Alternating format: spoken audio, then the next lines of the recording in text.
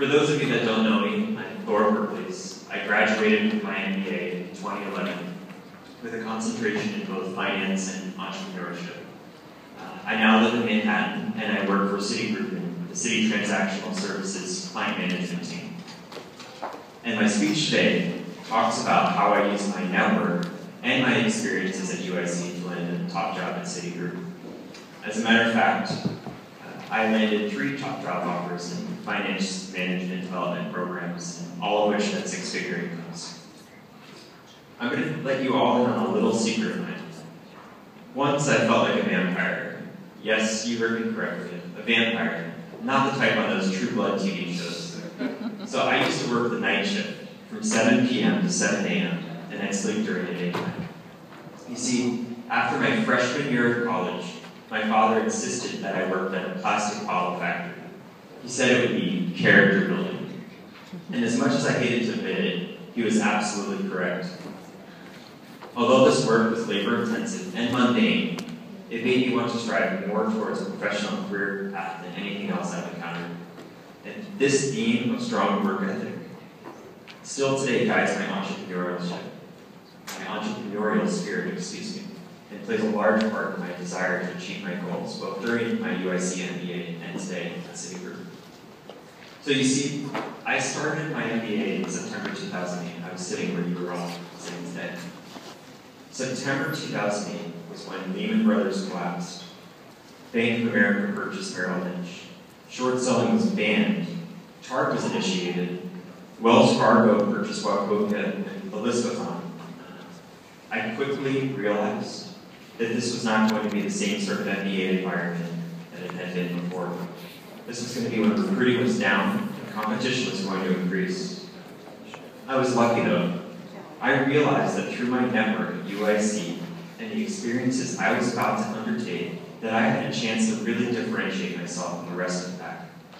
I thought, after graduation, all of us are going to have the same degree. How am I going to stick out? So today's speech, I'm going to tell you how I stuck out and how I used my experiences at UIC to achieve where I am today. And I challenge all of you to think about, during my speech, how are you going to use your UIC experiences to really differentiate yourself and achieve your goals? So the 4 main themes I'm going to cover are: number 1, leadership experiences; 2, academic achievements; 3, professional experiences; and 4, networking like it's going out of style. So just to hit the big one that we've all been talking about earlier, we'll all experience after this couple of minutes after my break, or after my speech, is student leadership. I wanted to show recruiters that I was a leader among my peers. One of the ways that I did this was to become heavily involved with student groups. It wasn't just great resume experience, it was a chance for me to apply the skills that I learned in the classroom in the UIC MBA program. So I ran for and won the job of being the MBA Association President during the 2010 through 2011 school year. And in this job, I led a team of 6 MBAs to improve the professional, academic, and social experiences for all the MBAs in the program. One of the ways I expanded the social experiences for students was through what we call the MBA Advantage program that was set up the year prior. I saw that after class, we all went to the same bars and ordered the same sorts of drinks. So I thought to myself and talked to my colleagues, why don't we ask a couple of these bars that we go to see if they'll give us a discount? The MBA Advantage program was an opportunity for students to go in and show their student ID card and receive a 20% off discount on all food and drinks. So for example, Jack's is one of the bars, which we're going to go to later on tonight. We launched the first semester with a trip to Jack's, and we closed off the semester with an end-of-the-year gala at Hub 51. And the gala event was attended by over 100 MBAs. This was a huge success. Not only did I participate in student groups to become what I was trying to do, which is a student leader, I volunteered for as many leadership roles in every class that I took. I figured that my MBA program was really a great way to experiment with different leadership opportunities, and I learned some very good, sometimes tough lessons. So for example, I took an online class my first semester here at UIC. This is the first time I had ever taken an online class. I'd never even worked virtually in my life. So I found out a lot about how teams work virtually. They require a lot more flexibility. This is something I wasn't quite used to. I'm glad I had this opportunity because in all the job offers that I received, a constant topic that came up was managing global teams. So in my current role, there are 25 people on my team. They work throughout 14 different time zones across the globe. I think you can imagine how complex it can get. The skills I learned at UIC taught me how to manage these sorts of teams. I want to talk about now some academic achievements. One of the best ways I differentiated myself was by taking the CFA Level 1 exam at the same time as I was taking my MBA. You see, I had worked in a marketing job full-time throughout my MBA, and I wanted to transition to a career in finance. So I knew that passing the CFA Level 1 exam would help me professionally, and it would help prove to recruiters that I was really serious about working at a big financial institution. So taking the exam at the same time as studying for my MBA classes was a lot of work. But after meeting with several professors and outlining what classes I needed to take to complement my CFA studies, forming student groups where we would form study groups and we'd meet after classes and study the relevant materials, I really realized that there's a lot of support here at UIC to help you achieve your goals. So what I did is I registered for the CFA Level 1 exam, a financial statement analysis class, and an economics class.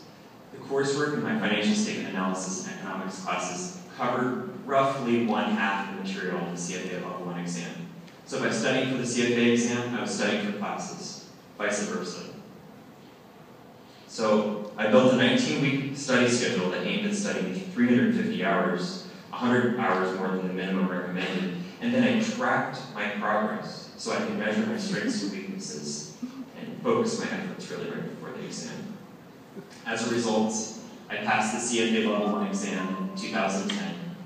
I passed the CFA Level 2 exam in 2011, and just earlier this month I found out that I passed the CFA Level 3 exam. So there's 3 exams in that sequence, so I was pretty excited about that.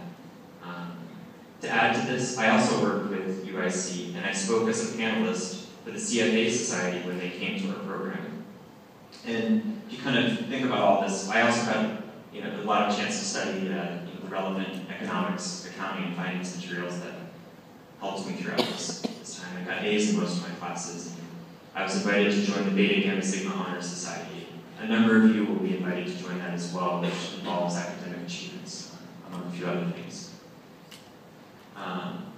To stay on this point about accounting, the last company I worked for produced slot machines, and I worked as an internal consultant between the marketing, operation, and finance teams. When I first started with this company, they sold quite a bit of product versus the competition, but they had a relatively low market share. And senior level management always wanted to know why this was the case. I knew I could solve this problem, but I didn't have any accounting knowledge at the time, and I knew I needed to gain a little bit more. So, like many of you, I took the Intro to Accounting course. I learned how to initially analyze our competitors' financial statements, and I was able to develop a lot of skills, like in accounting, financial statement analysis, etc. I discovered a 2-to-1 ship share to market share model that helped my company forecast changes in our market share versus the competition. So this information was used for my company's financial forecast to the street, and it helped me gain a strong reputation inside of the company, which is how I started working as an internal consultant between the marketing and finance teams. And it's going to lead me into my next topic, which is professional enhancement and professional achievements as well. So as I mentioned, I worked full-time throughout my MBA program, and I was able to apply the skills I learned in the classroom to my everyday career. Many of you who work full-time will have this opportunity as well, but those of you that are full-time students will have this opportunity when you land in summer internships the next semester or so. So for example,